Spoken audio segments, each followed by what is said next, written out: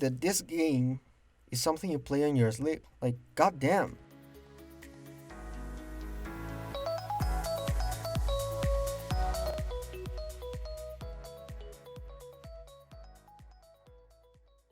Hello everyone, Alex here, and today in Shitty Manwha Reviews, I decided to delve a bit into the world of Hardcore Leveling Warrior, since it seems like the type of trash content I'd talk about.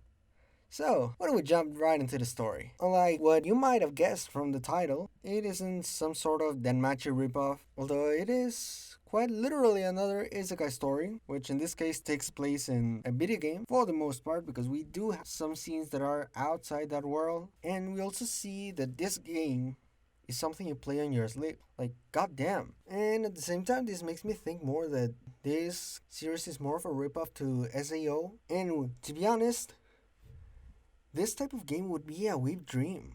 Because you wouldn't have to worry about your physique. You could be the fattest dude in the entire world and you'd still be able to pull 100 kilos of strength and sprint for 20 hours and stuff like that.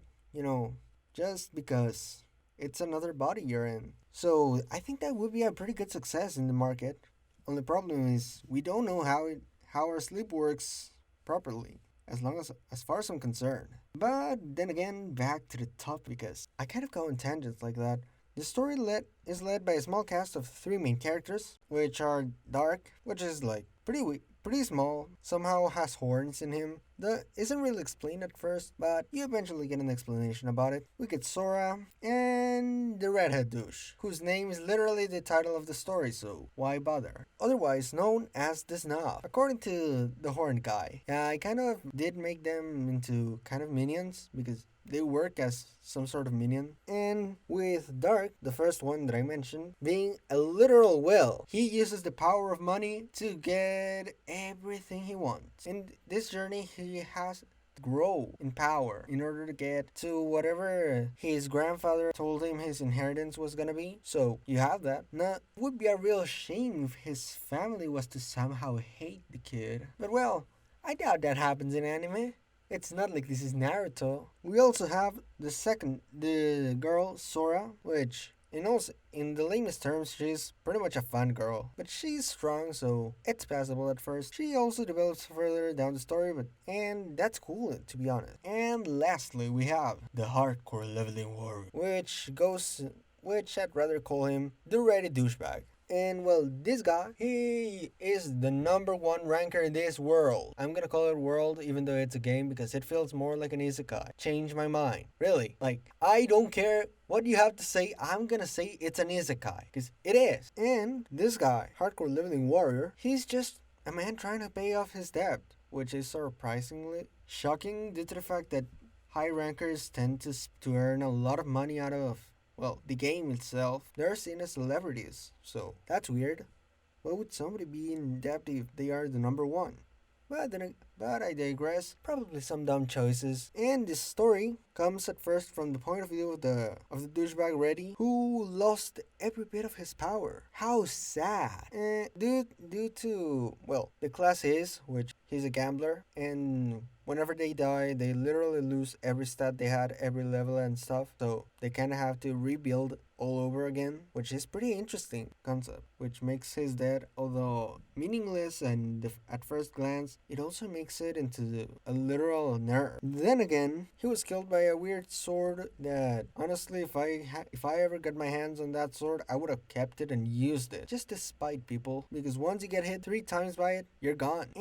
But the problem is that probably the devs of that game are not gonna like my approach to PvP that much, since I end up eating people out of the game. And well, I don't quite think that I'm gonna last long before getting banned from that game. It's kind of sad. And well, now that I'm talking about the game itself is pretty interesting since it starts as something that we barely even understand properly. We just know that people are in this game world where they have classes, there's different factions, and it seems like pretty much a Minecraft faction server, but on steroids because you actually get cool skills. You get different classes that include people who have actual rocket launchers, guns. There's even someone who plays chess in PvP. So that's a thing. We also have like the classic big sword or shield or I heal you, I throw magic missiles. Whatever you want to actually do in the game, you can do. Or well, if you want to do everything, you can go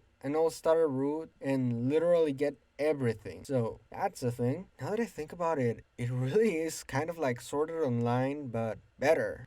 Good thing that this is something that I found before ever reading or watching Zao, so maybe I'm spared the pain. The game was at first pretty simple in concept. As time went on, we started seeing that there was more to it, since apparently the game devs don't quite understand what went on to make this world a reality. So there's that mystery. So there's potential in that part. We also have enough content to warrant at least a couple seasons. If you were to stretch content, you could make 2 seasons, but for the sake of simplicity, I'd say 1 season would suffice for now. 24 episodes would make like a pretty good pacing, but then again, there could be a lot of cuts from there. So I think that it is a really cool story. In general, I do recommend you to read it if you are into shonen kind of things. And I'm kind of sorry because it is kind of the thing I read the most. But then again, I have a trash taste. Not that my opinion ever matters. Maybe I can make a tier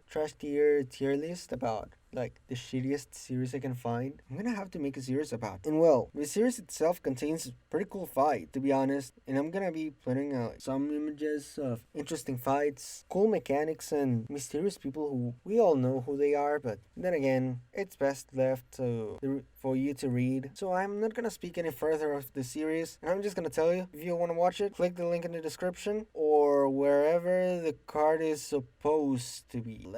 I think it's the right upper corner that they come. I'll see where it goes. It's gonna be anywhere on the screen. You'll see it. And without anything else to say, really, without building into spoilers, I'd like to tell you, have a nice one. Peace.